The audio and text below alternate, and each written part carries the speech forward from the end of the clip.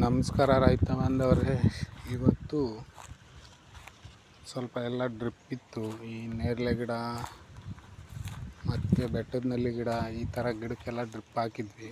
ಅದು ತೆಗೆದುಬಿಟ್ಟು ಇವತ್ತಿಲ್ಲಿ ಸ್ವಲ್ಪ ಉಳುಮೆ ಮಾಡಿಬಿಟ್ಟು ಜೋಳ, ಮುಸ್ಕಿನ ಜೋಳ ಚೆಲ್ಲಬೇಕು ಅಂತ ಪ್ಲ್ಯಾನ್ ಮಾಡ್ಕೊಂಡಿದ್ದೀನಿ. ಸಿಂಕ್ಲೇರ್ ಹಾಕ್ತೀನಿ. ಅದನ್ನು ನಿಮಗೆ ತೋರ್ಸೋಣ ಅಂತ ಮಾಡಿದೆ. ಮತ್ತು ಸ್ವಲ್ಪ ಈರುಳ್ಳಿ ಹಾಕಿದ್ವಿ. ಈರುಳ್ಳಿ ಕಳೆ ಬಂದಿದೆ, ಕಳೆ ತೆಗಿಬೇಕು.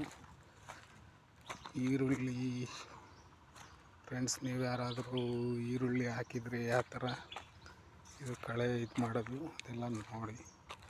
ಈರುಳ್ಳಿ ಚೆನ್ನಾಗಿ ನಾಟಿ ಆಗಿದೆ. ನಾವೆಲ್ಲ ಡ್ರಿಪ್ಪಲ್ಲೇ ನೀರು ಕಟ್ಟಲ್ಲ.